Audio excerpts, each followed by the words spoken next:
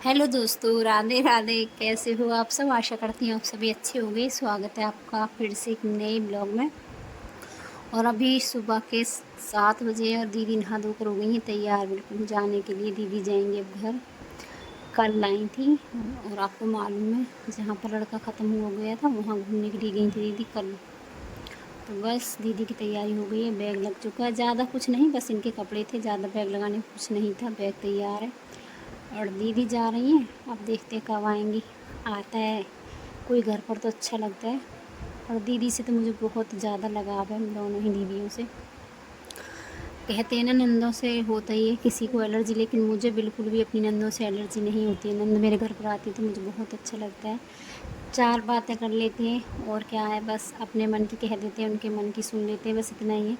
और नंद भाभी का रिश्ता एक ऐसा रिश्ता होता है, निभाने की बात होती है। कोई किस तरह से निभाए, कोई किस तरह से निभाए, निभाने के ऊपर की बात है। मेरी दोनों ही नंदें बहुत अच्छी है। तो दीदी जा चुकी हैं। उसके बाद ये शाम का समय, दिन में जो काम थे वो सभी काम निपटाए। और आज शाम को ये मिक्कू आ गया था खेलने के लिए। तो यहाँ उज्जवल की मैं बर्फ़ से सिकाई कर रही थी, ठंडे पानी की पट्टियाँ लगा रही थी उसको।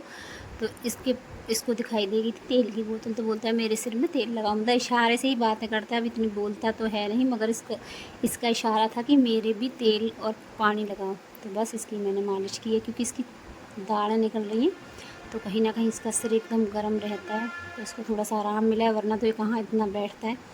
तो बस इसकी तेल मालिश की सिकाई, मालिश की तेल पानी की मैंने। उसके बाद मैंने कल ना ज़्यादा ब्लॉग नहीं बनाया था, ये अगले दिन का ब्लॉग है। और आज है बड़े भैया का श्राद्ध। और आज हमारे बड़े भैया का यानी कि उज्जवल के ताऊ जी का श्राद्ध है। सबसे बड़े वाले ताऊ जी का श्राद्ध है। तो बस खाना पीना बनाऊंगी। और दादाजी का भी श्राद्ध है, यानी कि उज्जवल के परदादा का श्राद्ध है। तो आज 2 श्राद्ध एक साथ है। तो बस खाने की तैयारी कर ली है, सब्ज़ी बना ली है, खीर बना ली है। जब भी मैं पूड़ियाँ बनाती हूँ हमेशा कद्दू की सब्ज़ी ज़रूर बनाती हूँ, खट्टी मीठी। तो कद्दू की सब्ज़ी बना ली, दोनों मेरी सब्ज़ियाँ बनकर तैयार है। यहाँ खीर भी बन चुकी है और अब बना लेती हूँ फटाफट पूड़ियाँ। खाने के लिए भैया एक बुलाएं, बस वही खाना खा लेंगे। तो उन्होंने मुझे टाइम बताया था कि मैं 10 बजे तक आऊँगा, तो आप आराम से काम कर लेना। तो बस जब तक वो भैया आएंगे तब तक मैंने पूरा काम आराम से घर का ख़त्म किया और खाने की थाली भी बनाकर खाना भी पूरा बना लिया है। तो बस यहाँ मैंने कचौड़ियों के लिए भी आटा लगा लिया और पूड़ियों के लिए भी। खीर मेरी बन चुकी है और कढ़ाई मेरी एकदम गर्म है, तो फटाफट बना लेती हूँ मैं पूड़ियाँ गर्मा गर्म। आज का ब्लॉग बहुत छोटा रहा, क्योंकि बस काम काम में ही लगी रह गई, ब्लॉग नहीं बना पाई। तो आज का ब्लॉग काफ़ी छोटा है। अच्छा लगे तो लाइक सब्सक्राइब कमेंट कर देना। तो बस यहाँ फटाफट बना लेती हूँ पूड़ियाँ। और ज़्यादा कुछ नहीं, देखो इस बहाने से पितरों का भोजन निकल जाता है, किसी के खाने या निकालने से। हमारी भारतीय जो संस्कृति है, हमारे हिंदू धर्म में ये सब कुछ बताया गया है कि पितरों की थाली निकालो, पितरों का भोग बनाओ, पितरों के नाम का किसी ब्राह्मण को भोजन कराओ, तो इससे पितृ खुश होते हैं। तो यही कुछ परंपराएं ऐसी हैं जो चली आ रही हैं सदियों से। और ये धार्मिक परंपराएं कोई अपने से बनाई हुई परंपरा तो है नहीं, पूर्वजों की बनाई हुई पुरानी परंपराएं। तो बस यहाँ खाना बन चुका है, भैया आ गए। सबसे पहले खाने की थाली मैंने बाहर पक्षियों के लिए निकाली थी, गाय कुत्ते की रोटी निकाली। उसके बाद ये भैया आ गए तो इनके भी खाने की थाली लगा देते। तो उज्जवल को तो अभी बुखार है, वो तो आराम कर रहा है, परी स्कूल गई है। तो बस सारे काम अकेले ही करने पड़ते हैं, काम बहुत हो जाते हैं। छोटे छोटे कामों में का पता नहीं चलता है, घर में बहुत सारे काम हो जाते हैं जो कि दिखाई नहीं देते, जिनकी कोई गिनती भी नहीं होती है। ऐसे भी काम हो जाते हैं कभी कभी घर पर। तो बस सुबह से लगी हुई हूँ, अब तक बज चुके हैं 10 और अभी चाय का कोई नाम और निशान नहीं है।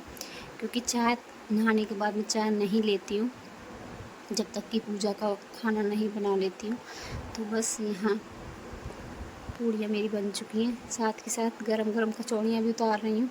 एकदम गरम गरम कचौड़ियाँ हैं। और घर पर जब पकवान बनता है तो आप जानते हो बर्तन कितने ढेर हो जाते हैं। तो बस खाना बनाने के बाद ये सारे बर्तन साफ़ करूँगी, तब तक बच्चे भी आ जाएंगे। और उज्जवल के लिए मुझे 2 रोटियाँ अलग से बनानी, क्योंकि उसको भूख तो है नहीं, पकवान वो खाएगा नहीं। तो बस जो कुछ भी थोड़ा सा इसी में से आटा लेकर 2 रोटियाँ उसके लिए मैं बना दूँगी। उज्ज्वल की रोटियां बना दी थी, बाकी सभी के लिए मैंने पकवान बनाया था। तो खाना पीना सबका हो गया था और वो भैया भी जा चुके थे और अभी दिन के जो काम थे वो ख़त्म किए, फिर कुछ देर मैंने आराम किया और ये शाम का समय। और शायद से पता नहीं 15-20 दिन से ज़्यादा हो चुके, प्रेस नहीं हो पाई है कपड़ों की।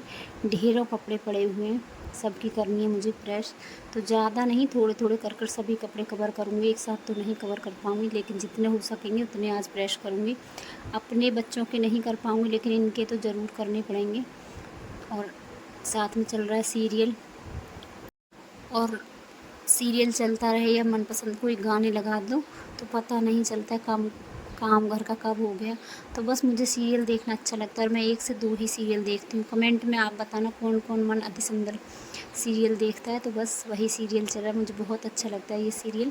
और इसके कई सारे एपिसोड हो चुके हैं जो कि मैंने नहीं देखे हैं, तो बस इनको देखते जा रही हूँ और अपने काम में लगी हूँ। और कल शाम को मैंने यहाँ ग्राउंड को भी धुला। मिट्टी देख सकते हो आप कितनी ज़्यादा हो गई है, क्योंकि बारिश की वजह से काई मिट्टी पत्ते चारों तरफ हो गए।